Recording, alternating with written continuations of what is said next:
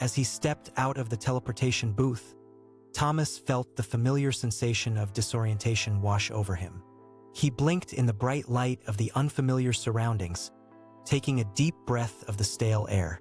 The advertisement had promised instant transportation to anywhere in the universe, but Thomas had learned to take such claims with a grain of salt. He looked around, taking in the rows of humming machinery and the endless banks of flashing lights. A sign above the teleportation booth read, Galactic Hub 7412. Not exactly the exotic getaway he had been hoping for. Thomas shrugged, shouldering his bag and setting off into the unknown. As he walked, the machinery grew quieter, replaced by the muted hum of conversation and the clinking of glasses. Thomas followed the sounds to a small cafe, where a holographic waitress beckoned him with a warm smile. He took a seat, ordering a cup of coffee and studying the menu.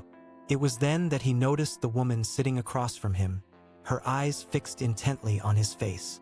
Thomas felt a shiver run down his spine as she raised her cup in a silent toast. He returned the gesture, wondering what had brought her to this place, and what she wanted from him. The woman's eyes never left his, her gaze piercing through the bustle of the cafe. Thomas felt like an insect under a microscope, his every move scrutinized and analyzed. He shifted uncomfortably, his coffee growing cold in front of him.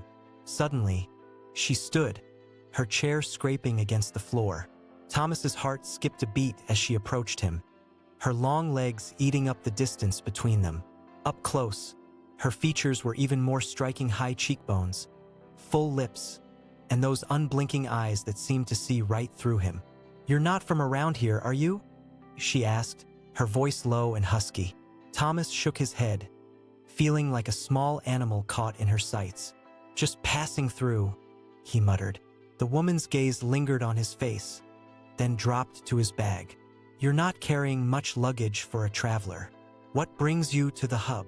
Thomas shrugged, trying to appear nonchalant. "Just exploring. You know how it is." The woman's smile was a thin-lipped affair, her eyes glinting with amusement. "Oh, I know exactly how it is," she said, her voice dripping with an unspoken meaning. "My name is Rachel, by the way." "Thomas," he replied, his hand automatically extended.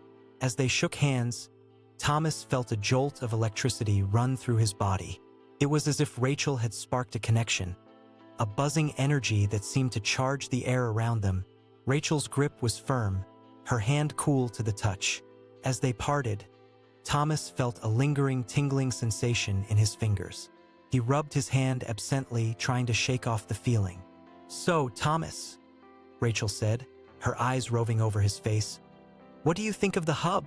Thomas shrugged, taking a sip of his coffee to stall for time. "It's interesting, not what I expected." Rachel's smile grew, her eyes crinkling at the corners. "No, I suppose not. The hub is a nexus, a crossroads of the universe. You never know what you'll find here." Thomas leaned forward, his curiosity piqued. "What kind of things?" Rachel's gaze darted around the cafe, as if checking for eavesdroppers. "Information, relics, lost knowledge. The hub is a magnet for the curious and the desperate. But be careful, Thomas. Not everything here is what it seems." Thomas's thoughts raced with the possibilities. He had always been drawn to the unknown, the hidden secrets of the universe. And Rachel, it seemed, was a kindred spirit. Just then, a commotion erupted near the teleportation booths. A group of shouting agents in black uniforms stormed into the cafe, their eyes scanning the room. Rachel's eyes locked onto Thomas, her expression a mask of calm. "Time for us to leave, I think." Without another word, she grasped Thomas's arm, pulling him out of the cafe and into the unknown.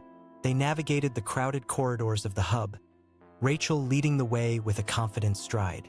Thomas struggled to keep up, his eyes darting between the shifting advertisements and bustling pedestrians. The agents in black uniforms were gaining on them, their shouts and footsteps echoing off the walls. Rachel dodged into a narrow alleyway, the air thick with the smells of exhaust and cooking oil. Thomas followed, his heart pounding in his chest. The alley twisted and turned, the walls closing in around them like a maze. Suddenly, Rachel vanished into a doorway, beckoning Thomas to follow. He stumbled into a dimly lit room, the air thick with the scent of old books and dust. Shelves towered above him, packed tightly with ancient tomes and flickering data crystals. A figure emerged from the shadows, a hood pulled low over their face. Rachel moved to intercept them, her voice hushed and urgent.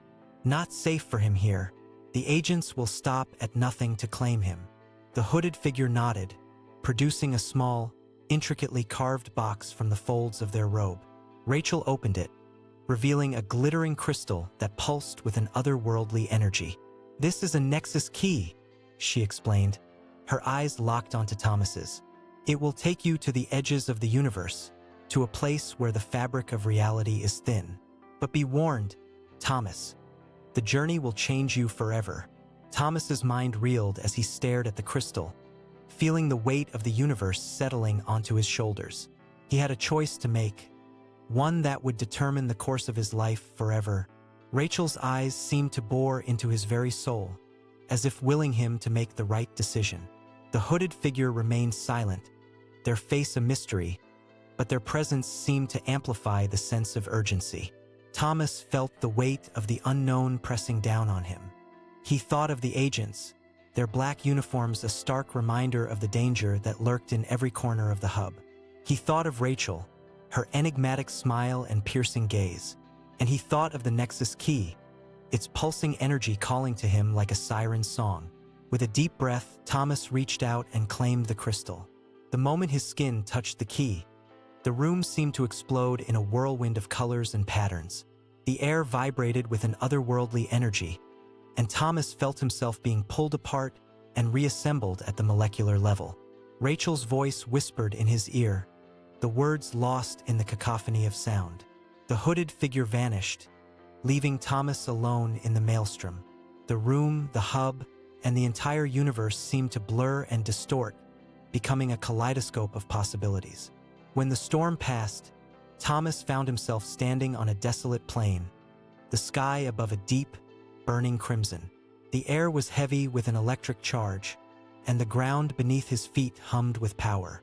In the distance, a figure waited, shrouded in shadows. Thomas felt an inexplicable connection to this stranger, as if their paths were now irreversibly intertwined.